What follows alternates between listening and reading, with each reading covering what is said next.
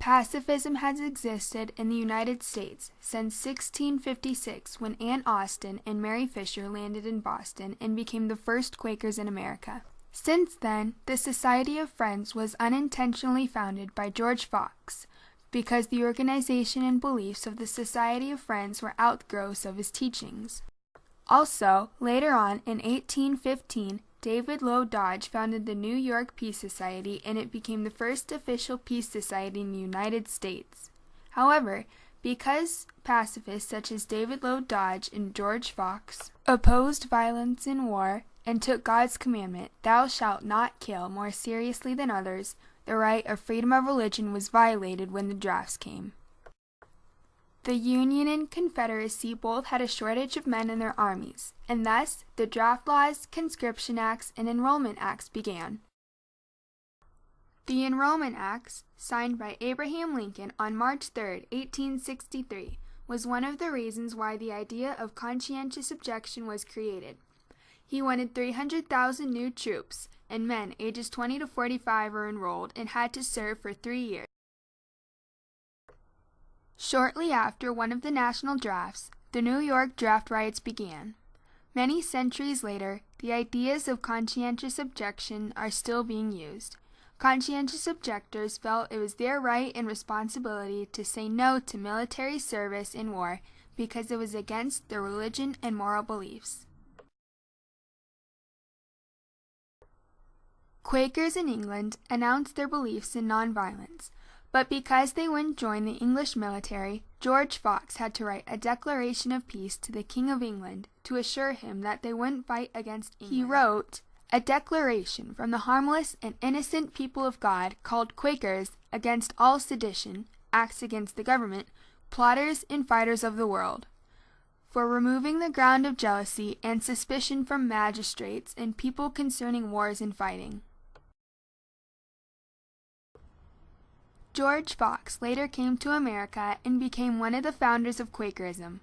100 years later, there was the French and Indian War. It alarmed the Quakers, especially in the Pennsylvania government. Most of the Quakers in the Pennsylvania government resigned in protest of the colony's participation in the war. Quakers were thought of as cowards or even traitors by their neighbors because they were anti-war. Benjamin Franklin wrote about these Quakers in his autobiography. My being many years in the assembly, the majority of which were constantly Quakers, gave me the frequent opportunities of seeing the embarrassment given them by their principle against war. Much later, during the Civil War, it was even more important to be patriotic and willing to serve.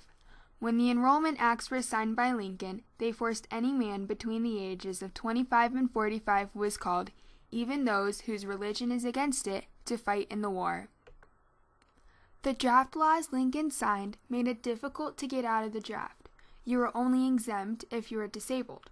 To get out of it, you either had to provide a substitute or pay a $300 commutation fee, which almost no one could afford.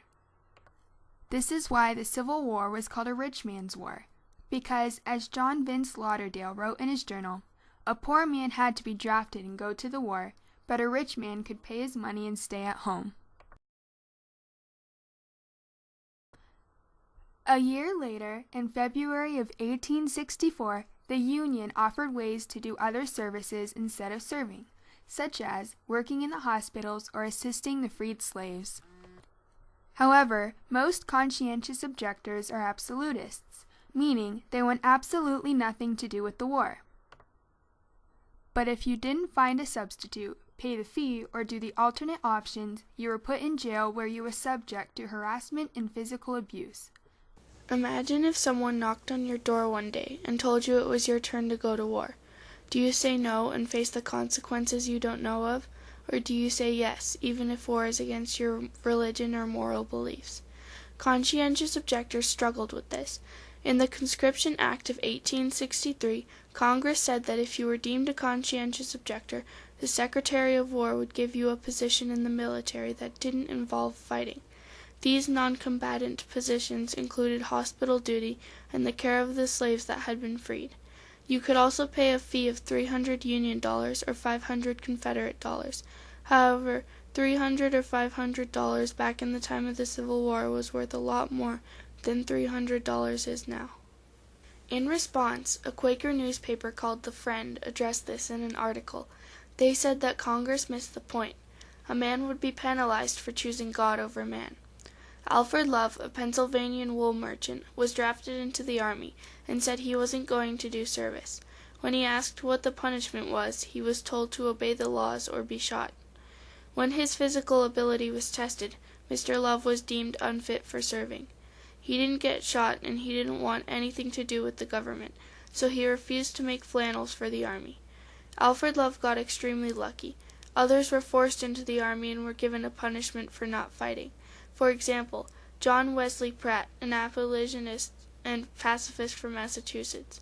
He was forced into the army and was thrown into jail because he chose not to hold a weapon. He also suffered from physical and verbal abuse. The first people to be drafted in New York City were drawn on July 11, 1863. 2 days later, the New York draft riots began.